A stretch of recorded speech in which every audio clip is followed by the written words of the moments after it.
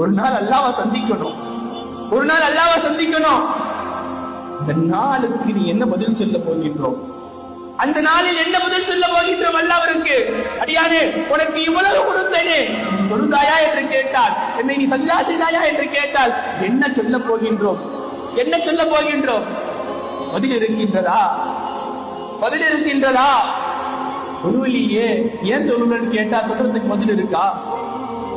சொல்றதுக்கு பதில் இருக்கா? எல்லாம் நான் பஜ்ர் தொழுது அல்லாஹ் கேட்கிறான், அடியானே, உன்னை நான் முஸ்லீமாக படைத்து, ஒரு முஸ்லீமாக படைத்து முஹம்மது ரசூலுல்லாஹி ஸல்லல்லாஹு அலைஹி வஸல்லம் அவர்கள் உம்மத்தில் உன்னை பிறக்க செய்து இவ்வளவு நியமத்துக்களை செஞ்சேனே, தொழுதியான்னு கேட்டா, அல்லாஹ் தொழலாம் நேரம் இல்லையா அல்லாஹ், அதுக்கே வேலைக்கு போற நேரம் இருக்கு, வேலைக்கு போக நேரம் இருக்கு, யா அல்லாஹ் எனக்கு தொழலாம் நேரம் இல்லை, உன்னை பார்க்க நேரம் இல்ல, உனக்கு சஜிதா செய்ய நேரம் இல்ல, உனக்கு நன்றி செலுத்த எனக்கு நேரம் இல்ல, உனக்கு சஜூது செய்வதற்கு எனக்கு நேரம் இல்ல, உனக்கு என்னால் உன்னை வந்து தொழுவதற்கு எனக்கு நேரம் இல்லை என்று சொல்ல முடியுமா? அல்லாஹ்விடத்தில் சென்று யோசிச்சு பார்க்கணும்.